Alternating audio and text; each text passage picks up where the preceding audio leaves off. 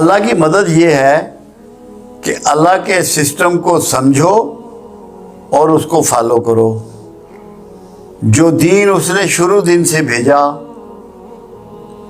تمام پیغمبروں کو ایک ہی دین دے کر بھیجا، اور رسول اللہ صلی اللہ علیہ وسلم کی ذات گرامی پہ دین کو مکمل فرمایا.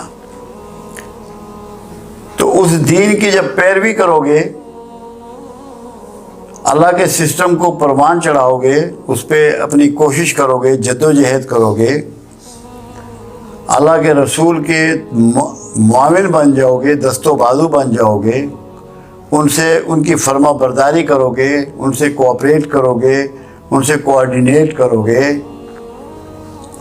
اور جو اللہ کے کمزور لوگ ہیں انہیں اللہ کی خاطر ان سے تعاون کر کے ان کی مدد کرو گے، بھوکے کو کھانا کھلاؤ گے، مقروض کی جان چھڑاؤ گے، ضرورت مند کی ضرورت پوری کرو گے، بیمار کا علاج کرو گے. اور اگر اللہ کے دین میں کوئی رکاوٹ بنے گا، اس کی دعوت دین میں کوئی رکاوٹ بنے گا، کوئی ماننے والوں کے ساتھ ظلم و ناانصافی کرے گا، ان کی املاک کو، جان کو، مال کو، ناموس کو تکلیف پہنچائے گا، تو اس کے خلاف جد و جہد بھی کرو گے. اور اگر تمہیں یہاں تک اللہ کی مدد کرنی پڑے کہ اپنی جانیں بھی تمہیں دینی پڑے تو وہ بھی دو گے. تو یہ اللہ کے سسٹم کو چلانا، پہلے قبول کرنا، پھر خود اس پہ چلنا، پھر اس کو پھیلانے کے لیے دعوت کا کام کرنا، یہ سب اللہ کی مدد میں آتا ہے. اور جو ایسا کرتے ہیں اللہ ان کی مدد کرتا ہے، کیونکہ کرنا بندے کو خود ہے. جب یہ بات بنو اسرائیل کو کہی گئی تو انہوں نے کہا، اے موسیٰ علیہ السلام کو ان کی امت نے کہا کہ تم اور تمہارا خدا جا کے ان سے لڑو، وہ تو بہت طاقتور لوگ ہیں، ہم تو یہاں بیٹھے ہیں. اللہ نے پھر انہیں 40 سال کے لیے راندہ درگاہ کیا، اور وہ دھکے کھاتے رہے اور ان کا کوئی مسکن نہیں تھا. پھر 40 سال بعد ان کی توبہ قبول ہوئی.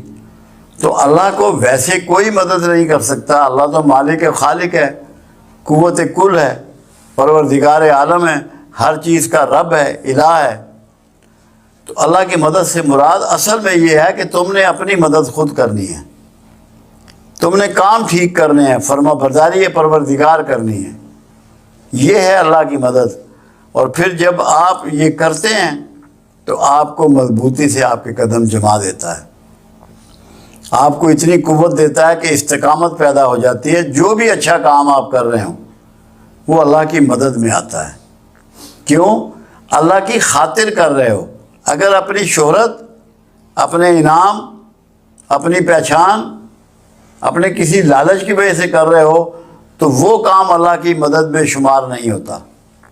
خالصتاً اللہ کے لیے جب کام کرو گے تو اللہ تمہارے قدم جما دے گا. یعنی کہ تمہیں ہر شعبہ زندگی میں جس میں بھی اللہ کا لیے کام کر رہے ہو تمہیں مضبوط کر دے گا اور تمہیں استقامت عطا فرمائے گا، جو اس کی سب سے بڑی نعمت ہے کہ کسی کو جب وہ استقامت عطا فرما دیتا ہے کہ جو وہ کام کرے اس کو مستقل انداز میں جاری رکھے. ورنہ عام طور پہ انسانی شعور اور معاشرے کے حالات یہ ہیں کہ انسان کوئی کام بھی مستقل بنیادوں پہ نہیں کرتا، بیچ میں چھوڑ دیتا ہے. مگر اس میں اللہ کی مدد ہوتی ہے، کرے اللہ کے لیے. اور اللہ سب سے زیادہ پسند کرتا ہے ان بندوں کو جو اس کے اخلاص والے بندے ہیں، جو یعنی کہ صرف اللہ کے لیے کام کرتے ہیں. اللہ ان کو عزت دیتا ہے، اطمینان دیتا ہے، آسودگی دیتا ہے، اور ان کو پسند فرماتا ہے. ان کے لیے آگے بھی انعامات ہیں.